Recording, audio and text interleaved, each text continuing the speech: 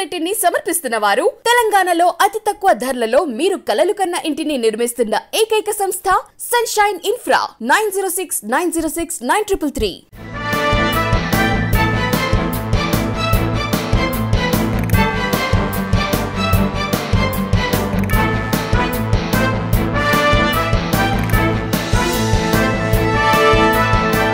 Welcome to V3 news. లక్ష్యం సమాజ హితం. నేను ఎమ్మెల్యే బులెటిన్ల ముందుగా హెడ్లైన్స్ చూద్దాం. కరీంనగర్ జిల్లా ప్రభుత్వ ఆసుపత్రి అభివృద్ధిపై మంత్రి గంగుల సమీక్ష. థర్డ్ వేవ్ వచ్చినా ఎదుర్కొనేందుకు సన్నద్ధంగా ఉన్నామని స్పష్టం. రాష్ట్రంలో మహిళలపై దారుణాలు జరుగుతున్న సీఎం కేసీఆర్ కు చలనం లేదు. బీజేపీ మహిళా మోర్చా రాష్ట్ర అధ్యక్షురాలు గీతామూర్తి విమర్శ. రమ్య హత్య కేసును టీడీపీ రాజకీయం చేస్తోంది. ఆంధ్రప్రదేశ్ మహిళా commission chairperson Vasireddy Padma fire. Bandi Sanjay కు ఎమ్మెల్యే మైనంపల్లి సవాల్. దళితులపై దాడి చేసినట్టు నిరూపిస్తే పదవికి రాజీనామా చేస్తానని ఛాలెంజ్. మొహరం సందర్భంగా బీబీకా ఆలం సందర్శించిన వైఎస్ షర్మిల. చాదర్ సమర్పించి ప్రత్యేక ప్రార్థనలు. డీటెయిల్స్ చూస్తే థర్డ్ వేవ్ వచ్చినా ఎదుర్కొనేందుకు సన్నద్ధంగా ఉన్నామని మంత్రి గంగుల కమలాకర్ స్పష్టం చేశారు. కరీంనగర్ జిల్లా ప్రభుత్వ ఆసుపత్రి అభివృద్ధి కమిటీ సమావేశంలో మంత్రి Gangula Kamalakar, ZP chairperson Vijay, collector RV Karnan తదితరులు పాల్గొన్నారు.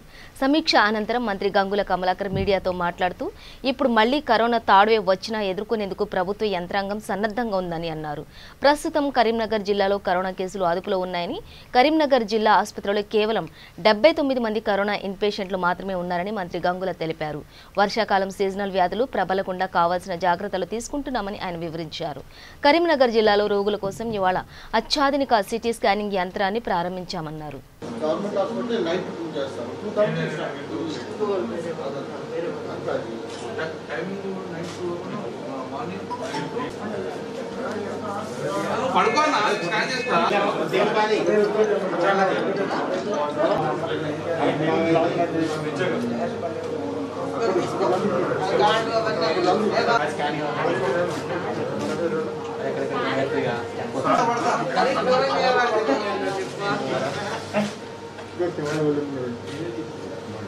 తన ఇంట్లో ఆడబిడ్డకు పదవి లేదని వెంటనే ఆమెకు ఎమ్మెల్సీ పదవి ఇచ్చుకున్న సీఎంకు రాష్ట్రంలో మహిళలపై జరుగుతున్న దాడులు కనిపించలేదని బీజేపీ రాష్ట్ర మహిళా మోర్చా అధ్యక్షురాలు గీతామూర్తి విమర్శించారు.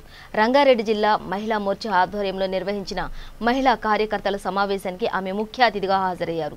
ఈ సందర్భంగా ఆమె మాట్లాడుతూ మహిళలపై రాష్ట్రంలో దాడులు పెరిగిపోతున్నా సీఎం కేసీఆర్ పెడచెవిన పెట్టి వ్యవహరిస్తున్నారని అన్నారు. తన ఇంట్లో ఒక న్యాయం, తెలంగాణ ఆడబిడ్డలకు ఒక న్యాయమా అని ప్రశ్నించారు. డ్వాక్రా రుణాలు కేంద్ర ప్రభుత్వం ఇస్తుందని, రాష్ట్ర ప్రభుత్వం మహిళలకు ఏమిస్తుందో చెప్పాలని అన్నారు. కేంద్రంలో 11 మంది మహిళా మంత్రులు ఉన్నారని, రాష్ట్రంలో మహిళా సాధికారత ఎక్కడ కనిపిస్తోందని అన్నారు. మహిళా రక్షణ నిర్లక్ష్యం వహిస్తున్న రాష్ట్ర ప్రభుత్వం మెడలు వంచాల్సిన అవసరం ఉందని, దీనికి అనుగుణంగా మహిళా మోర్చా పనిచేయాలని సూచించారు. ఇదేదో పెద్ద ఉపద్రవం వచ్చేసింది తెలంగాణ రాష్ట్రంలోనే కాదు మొత్తం ప్రపంచానికి ఏదో పెద్ద ఉపద్రవం వచ్చేసిందని చెప్పేసి అప్పటికప్పుడు అంతా ఏం తెచ్చినాక నిద్రపోలే ఈ సీఎం. తన బిడ్డ కష్టం వస్తే ఏమైనా చేయడానికి సిద్ధపడే ఈ సీఎం ఈ తెలంగాణ రాష్ట్రంలో ఇన్ని ఇన్సిడెంట్స్ జరుగుతున్నాయి. ప్రతి పూటకు ఒక్కొక్క ఇన్సిడెంట్ జరుగుతున్నది. అసలు రోజులో 3-4 అయితే ఖచ్చితంగా జరిగిపోతుంది. అది మనకు కనిపించని ఇంకెన్ని ఉన్నాయో మనకు తెలియదు.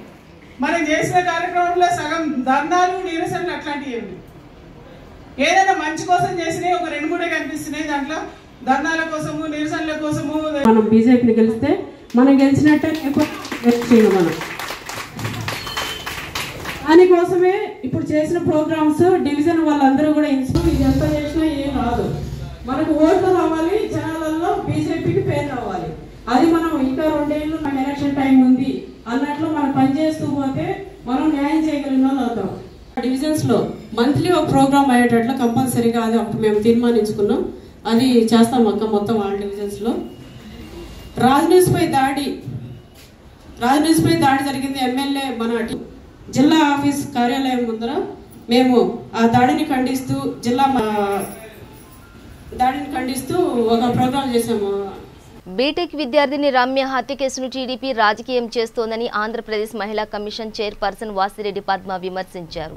రాజమహేంద్రవరంలో ఆమె మాట్లాడుతూ మహిళల రక్షణ కోసం ఏపీ సీఎం జగన్మోహన్ రెడ్డి దిశ చట్టం తీసుకొచ్చారని గుర్తు చేశారు. ఆడపిల్లలకు అన్యాయం జరిగితే టీడీపీ నేతలు ఎప్పుడైనా పట్టించుకున్నారా అని ప్రశ్నించారు. నారా లోకేష్ ఏం మాట్లాడుతున్నారో ఆయనకే అర్థం కాదని మండిపడ్డారు. విద్యార్థి హత్య కేసుపై రాజకీయాలు మానుకోవాలని హితవు పలికారు. కుటుంబంలో మహిళలకు అట్లాంటివి జరగాలి అనేటటువంటి కోరిక మీకు ఎందుకు వస్తుంది? అది హింసను ప్రేరేపించడం కాదా? ఆ కుటుంబాల్లో కూడా జరగాలి అనేటటువంటి మీ బలమైనటువంటి కోరిక రాజకీయంగా సాధించడం చేతకాక ఇళ్లల్లో ఉన్నటువంటి మహిళల్ని వాడుకోవడం అనేటటువంటిది ఏ సంస్కృతికి ఎంత పతనానికి దారితీస్తున్నారు అనేటటువంటిది ఒకసారి ఆలోచించమని కోరుతూ ఉన్నాం. రాజకీయాలను ఇంత దౌర్భాగ్యంగా ఇంత పతనావస్థకి మార్చవలసినటువంటి అవసరం ఎన్టీ రామారావు గారు పెట్టినటువంటి పార్టీ అని చెప్పుకున్నటువంటి వాళ్ళకి 30 ఏళ్ళు 40 ఏళ్ల ఇండస్ట్రీ అని చెప్పుకునేటటువంటి వాళ్ళకి ఎందుకు ఈ కర్మ పడుతుంది అని చెప్పి మాకు ఆశ్చర్యం కలుగుతుంది. అంతేకాకుండా మహిళా కమిషన్ ఇట్లాంటి విషయాల్ని సీరియస్గా కూడా తీసుకుంటుంది. రాజకీయంగా ఎదుర్కొండి, రమ్యకు అన్యాయం జరిగితే దాన్ని న్యాయం చేయడానికి అండగా నిలబడండి, ఏదైనా సరే ఇది ఉమ్మడిగా ఎదుర్కోవాల్సినటువంటి విషయం, దానికి మీరుగా ఏం చేస్తారనేటటువంటిది చెప్పండి. కానీ ఇవాళ రమ్యని పొడిచినటువంటి వాడు, రమ్యని హత్య చేసినటువంటి వాడికి శిక్ష పడాలి అనే దానికంటే కూడా రాజకీయంగా ఇక్కడ ముఖ్యమంత్రిని సాధించాలి, రాజకీయంగా చివరికి ముఖ్యమంత్రి గారి కుటుంబంలో ఉన్నటువంటి ఆడవాళ్ళను కూడా బయటకు తీసుకొచ్చి లాగి మాట్లాడాలి అనేటటువంటి మీ ఇంత దుర్బుద్ధి ఇది ప్రజలు ఆమోదించేటటువంటి విషయమేనా అని అడుగుతున్నాను. ఏ సంస్కృతికి, కొత్త సంస్కృతికి మీరు తెరలేపుతున్నారు? రాజకీయాల్లో ఇప్పటిదాకా మేము చూడలేదు ఇట్లాంటి విషయాలను. రాజకీయ విమర్శలు చాలా చూసాం. ప్రతిపక్ష పార్టీలు, అధికార పార్టీలు హోరాహోరీగా బాహాబాహిగా తలపడినటువంటి విషయాలను కూడా చాలా చూసాం. కానీ కుటుంబాల్లో ఉన్నటువంటి మహిళల్ని కూడా సంఘటనలకి ముడిపెట్టి అలా జరగాలి అనేటటువంటి ఒక కోరికని వ్యక్తం చేసినటువంటి దౌర్భాగ్యపు రాజకీయ నాయకుడు ఎవరన్నా ఉన్నారంటే నారా లోకేష్ మాత్రమే అనేటటువంటిది ఈ రోజున కనపడుతోంది. ఎంత కుళ్ళు, ఎంత అక్కసు, జగన్మోహన్ రెడ్డి గారి మీద ఎంత పగ, ప్రతీకారం ఉండకపోతే అట్లాంటి మాటలు మాట్లాడతారు. ఎవరైనా ఇది హర్షిస్తారా చెప్పండి? తెలుగుదేశం పార్టీలో ఉన్నటువంటి మహిళలు కానీ, తెలుగుదేశం పార్టీలో ఉన్నటువంటి నాయకులు కానీ నారా లోకేష్ మాట్లాడినటువంటి మాటలు ఏమాత్రమైనా మీరు అంగీకరిస్తారా అని చెప్పి అడుగుతూ ఉన్నాం. మాట్లాడలేమా? మిగతా వాళ్ళు మాట్లాడలేరా? నారా లోకేష్ గారి కుటుంబం గురించి, చంద్రబాబు నాయుడు గారి కుటుంబం గురించి మాట్లాడితే మీకు ఎలా ఉంటుంది? ఎందుకు జగన్మోహన్ రెడ్డి గారి కుటుంబంలో ఉన్నటువంటి మహిళల పట్ల, అవంశోభం తెలియనటువంటి చక్కగా చదువుకుంటున్నటువంటి పిల్లల పట్ల ఇంత అన్యాయంగా ఎట్లా మాట్లాడాలనిపించింది నారా లోకేష్? ఏమన్నా బుద్ధి జ్ఞానం ఉందా అని చెప్పి అడుగుతూ ఉన్నా.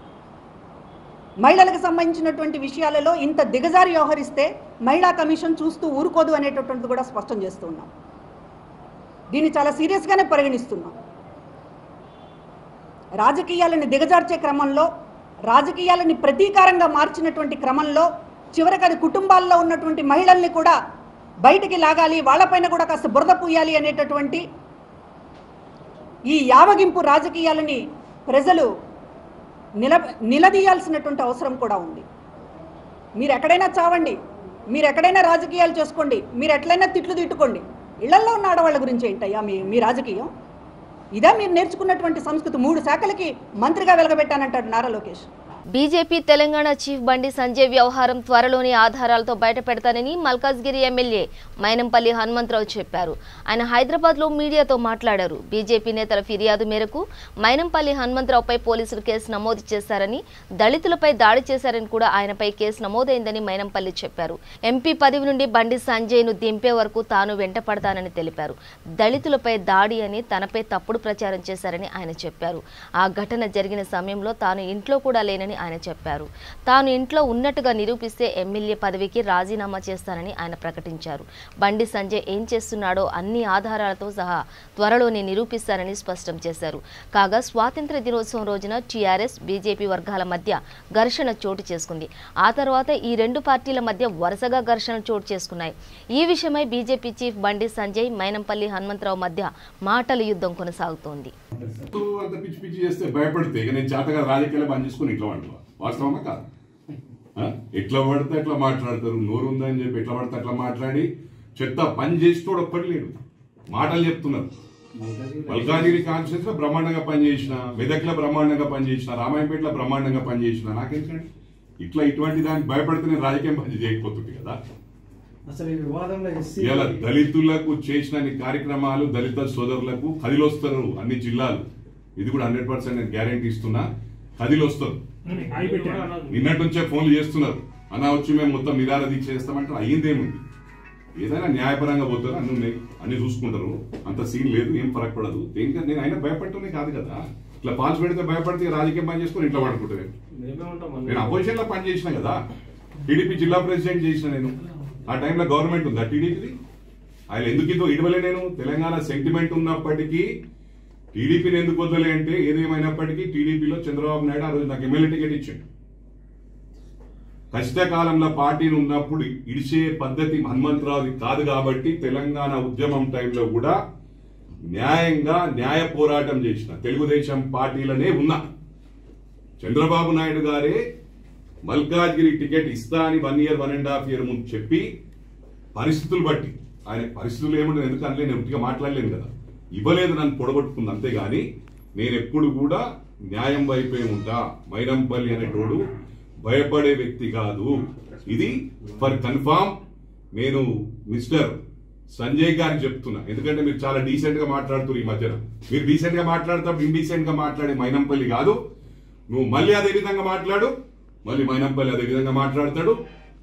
నువ్వు ఒకటి మాట్లాడితే 2 మాట్లాడతాడు. ఇది 100. నువ్వు ఏమన్నా చేసుకోను, ఎంత మందిన రెచ్చగొట్టు, ఏమన్నా చేయి, నిన్ను మాత్రం టార్గెట్, నేను వదిలిపెట్టే ప్రసక్తే లేదు. నువ్వు ఎట్లా మాట్లాడినావు, సీఎం గారు కంట్రోల్ చేసిండు, వద్దు ఇట్లా మాట్లాడద్దు, మనకు సిస్టమేటిక్ పోవాలని. ఇలా సమస్య లేదు. వచ్చినా ఆ బార్డర్ దాటి వచ్చినా నువ్వు ఏం మాట్లాడినా దానికి ప్రతిచర్య ఉంటుంది. జైలు నుండి కూడా మాట్లాడగలుగుతా. నువ్వు నిజంగా ఇన్ఫ్లుయెన్స్ యూజ్ చేసేమని చేసినా భయపడటం కాదు. నువ్వు ఎంత చేస్తే నాకు అంత ప్లస్.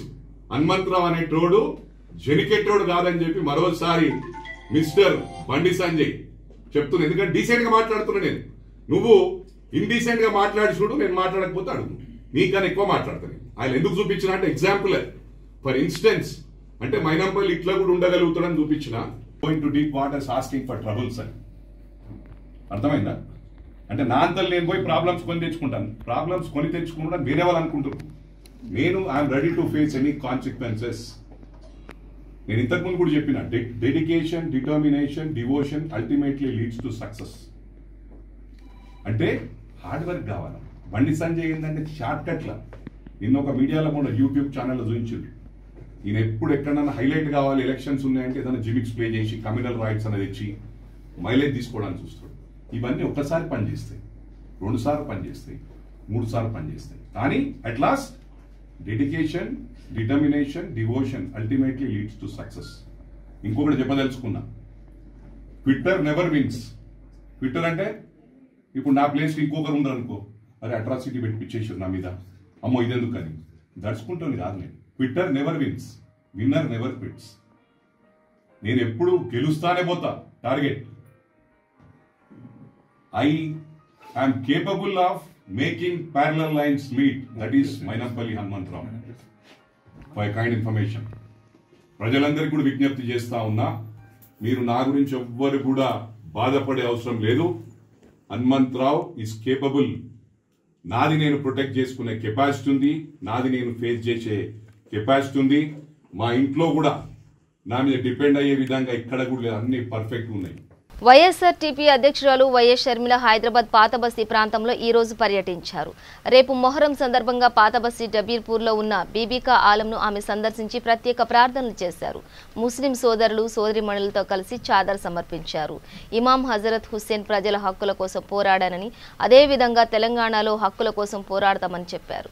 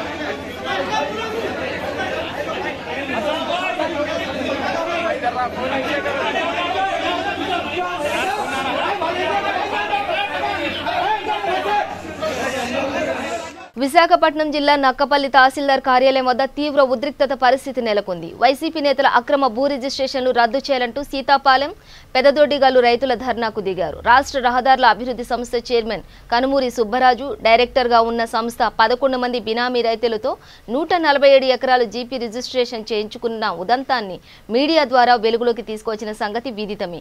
దీనిపై ప్రభుత్వం తక్షణమే స్పందించి భూదందాకు పాల్పడిన వారిపై చర్యలు తీసుకోవాలంటూ రైతులు నినాదాలు చేశారు. ఆన్లైన్లో 1B మార్పు చేసి రిజిస్ట్రేషన్కు సహకరించిన తహసీల్దార్, రిజిస్ట్రార్ కార్యాలయ సిబ్బందిపై చర్యలు తీసుకోవాలంటూ బాధిత రైతులు డిమాండ్ చేశారు.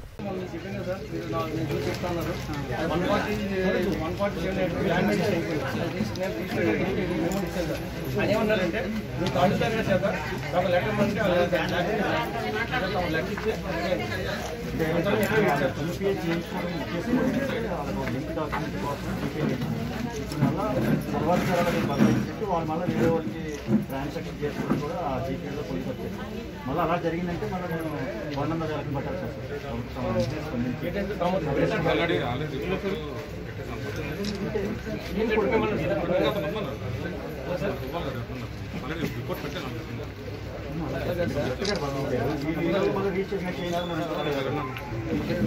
అంబర్పేట్ నింబోలి అడ్డ ఖాజా గరీబ్ నవాజ్ బస్తీలోని పీర్ల కొట్టం వద్ద మొహరం పండుగ సందర్భంగా ప్రజలు భక్తి శ్రద్ధలతో మొక్కులు తీర్చుకున్నారు. కుల మతాలకు అతీతంగా ప్రతి ఒక్కరూ ఈ పండుగలో పాల్గొంటున్నట్లు పీర్ల కొట్టం మజూవర్ తెలిపారు. అదేవిధంగా గోల్నాక సిపిఎం కార్యదర్శి సయ్యద్ రైస్, ఎంఐఎం నాయకులు ముజీఫర్ పీర్ల కొట్టం సందర్శించుకున్నారు. 9 तारीख है मुहर्रम की और आज के दिन इंटरव्यू दे रहा हूँ मैं, फंक्शन करते और निमोलेडा खाजा नगर गरीब नवाज नगर का प्रोग्राम है ये। हर साल आज तकरीबन 70 साल से बिठा रहे हैं, हमारे बाप दादा से चलते आ रहा सिलसिला और हम भी वही काम कर रहे हैं, चला रहे हैं इसको भी अल्हम्दुलिल्लाह। जब तक चलते रहेंगे, कोशिश करते रहेंगे, चलाते रहेंगे और चलाएंगे। और आज इसी मौके पे हमारे रईस भाई साहब कम्युनिस्ट के लीडर हाज़िरी देने आए, हमारी हिम्मत अजबाई के लिए आए हुए हैं और हम खुशी में आज इंटरव्यू दे रहे हैं। और ये आशिर खाना का नाम है हज़रत अब्बास इमाम क़ासिम। 2 सवारियां हैं यहाँ पर। 7 तारीख को उठ गए, आज 9 तारीख को मातम होता है और फिर दूसरे दिन ठंडे करते 10 तारीख को आशरे के दिन। अस्सलाम वालेकुम वरहमतुल्लाहि वबरकातुहू। आज ठक्की जल ख्वाजा गरीब नवाज कने जो आशुर खाना है, जो ख़दीम आशुर खाना है, हमारे बचपने से भी हम देखे हुए, लगभग ये 70-80 साल पुराना आशुर खाना है। अब आज हमारे को खुशी का मौका है कि हम आके यहाँ पर हाज़िरी दिए। अस्सलामुअलैकुम रहमतुल्लाहि वबरकातुहू। आज अंबरपेट हलक़े में यहाँ ख्वाजा गरीब नवाज़ एरिया है, गोलनाका डिवीज़न काचीगुड़े में। यहाँ पे हर साल जो इल्म बिठाते आ रहे हैं, हमारे मसूद भाई के वालिद साहब के ज़माने से बिठा देते आ रहे हैं। 70 साल हो चुके हैं, अभी तक 70-75 साल हो गए और यहाँ पे हमारे वक्फ बोर्ड से कोई इमदाद नहीं मिल रही यहाँ पे। ये पुराना आशिर खाना है। हम सलीम साहब वक्फ बोर्ड चेयरमैन जो है उनसे मुतालिबा करते हैं कि हर मुहर्रम में हर साल जिस तरह पूरे आशिर खानों को जो फ़ंड दिया जाता है, उसी तरह ये भी आशिर खाने को फ़ंड दिया जाए। और ये मुसलसल काम जो है 75 ईयर्स से चल लेते आ रहा है। यहाँ के पूरे महल्ले के मुकामी लोग हैं, इन लोग सब अपना अपना ताउन करके करते हैं। ये वक्फ लैंड में आता है, वक्फ वाले इनको जो है जो भी वक्फ लैंड से वक्फ से जो भी पैसा आता है इनको भी देना चाहिए। क्योंकि हर आशिर खाने को, हर मस्जिद को, हर दरगाह को जिस तरह दिया जाता है उसी तरह ये भी आशिर खाने को जो है पैसा दिया जाए, ये हमारी डिमांड है। मैं MIM लीडर मुजफ्फर खान बात कर रहा हूँ। हम जो है ना ये असद साहब के सामने भी हम मुतालबा करेंगे कि जिस तरह दूसरे दरगाहों को और अलम बिठाने के लिए जो भी खर्चा दिया जाता है वक्फ बोर्ड से, ये भी इधर भी अंबरपेट में दिया जाए। शुक्रिया, खुदा। నారాయణపేట జిల్లా మక్తల్ పట్టణంలోని శ్రీ పడమటి ఆంజనేయ స్వామి దేవాలయ ప్రాంగణంలో 182వ ప్రపంచ ఫోటోగ్రఫీ దినోత్సవ వేడుకలు ఘనంగా నిర్వహించారు। ఈ కార్యక్రమానికి ముఖ్య అతిథిగా ఎస్ఏ రాములు హాజరై ఫోటో వీడియోగ్రాఫర్లతో కలిసి ఫోటోగ్రఫీ పితామహుడు లూయిస్ జాక్స్ మండే డాగ్యూరే చిత్రపటానికి పూలమాలలు వేసి ఘనంగా నివాళులర్పించారు। మనిషి జీవితంలోని మధుర క్షణాలను 10 కాలాల పాటు పదిలంగా భద్రపరిచేది ఒక్క ఫోటోగ్రఫీ అని ఎస్ఏ రాములు కొనియాడారు। శతాబ్దాల ఆనవాళ్లకు ఫోటోలు సజీవ సాక్ష్యంగా నిలుస్తున్నాయని, ఎన్నో విలువైన రూపాలను ఎప్పటికైనా సజీవంగా నిలిచి ఉంచేదే ఒక్క ఫోటో మాత్రమేనని అన్నారు। వేడుకల్లో భాగంగా ఆసుపత్రిలో రోగులకు పండ్లు, బ్రెడ్ పంపిణీ చేశారు। ఈ కార్యక్రమంలో professional photo and videographers association సభ్యులు పాపిరెడ్డి శ్రీనివాస్ తదితరులు పాల్గొన్నారు।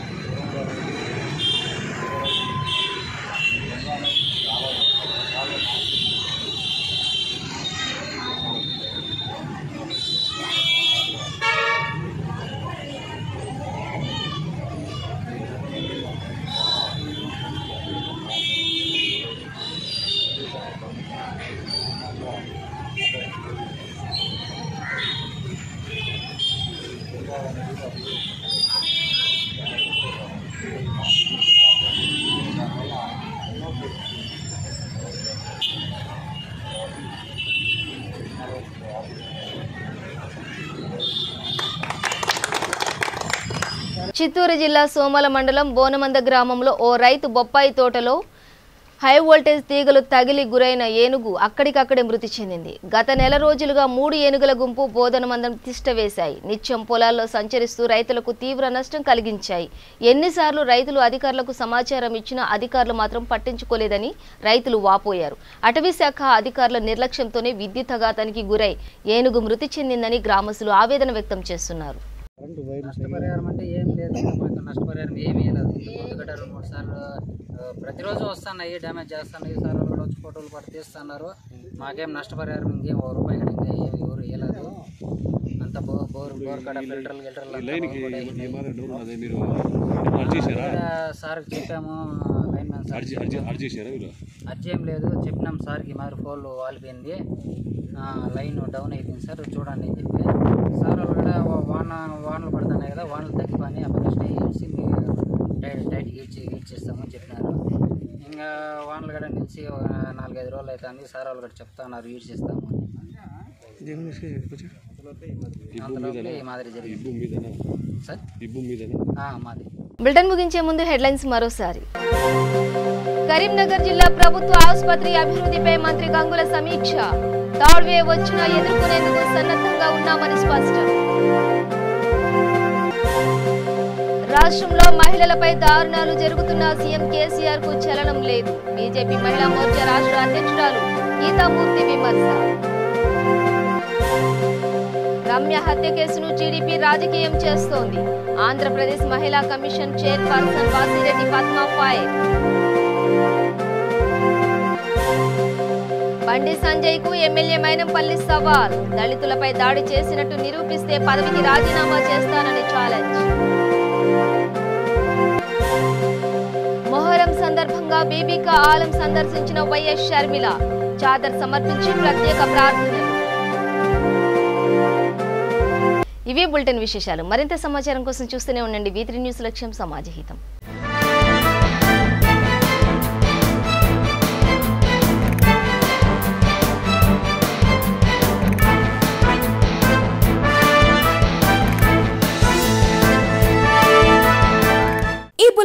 సమర్పించిన వారు తెలంగాణలో అతి తక్కువ ధరలలో మీరు కలలు కన్న ఇంటిని నిర్మిస్తున్న ఏకైక సంస్థ సన్షైన్ ఇన్ఫ్రా 9069069333